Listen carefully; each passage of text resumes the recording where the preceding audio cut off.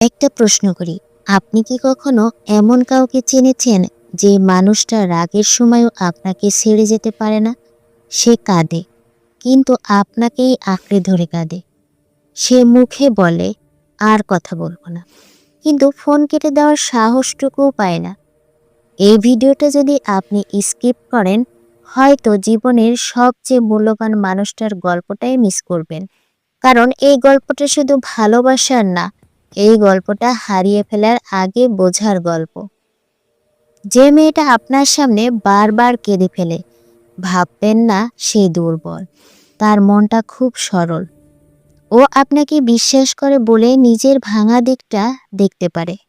যে মানুষটা আপনার সাথে দেখা করতে দেরি করে আসে, ভাববেন না অবহেলা, সে আয়নায় দাঁড়িয়ে বারবার নিজেকে ঠিক করে, কারণ আপনার সামনে সে নিজের সেরা রূপটাই রাখতে চায়।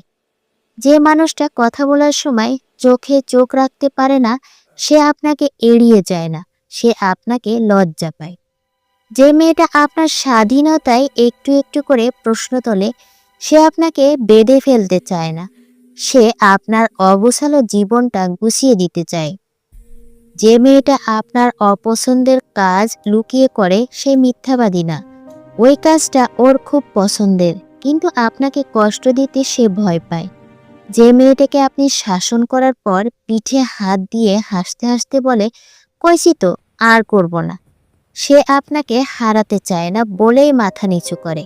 যে মেয়েটা আপনার ভুলের জন্য নিজেই কাঁদে, নিজেই সরি বলতে ছোট হয়ে যায়, সে দুর্বল না, সে আপনাকে ছাড়া কাউকেই কল্পনা করতে পারে না।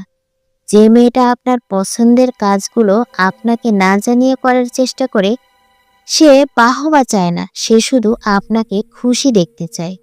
আর যে মেয়েটা ঝগড়ার সময় বলে, আমাকে আর ফোন দিও না, তোমার সাথে আমার আর কিছু নেই, কিন্তু চোখ ভরা জল নিয়ে অপেক্ষা করে আপনি যেন একবার ডাকেন, বিশ্বাস করুন সে মেয়েটা আপনাকে পেইন দিতে চায় না, সে আপনাকে ভীষণ ভালোবাসে।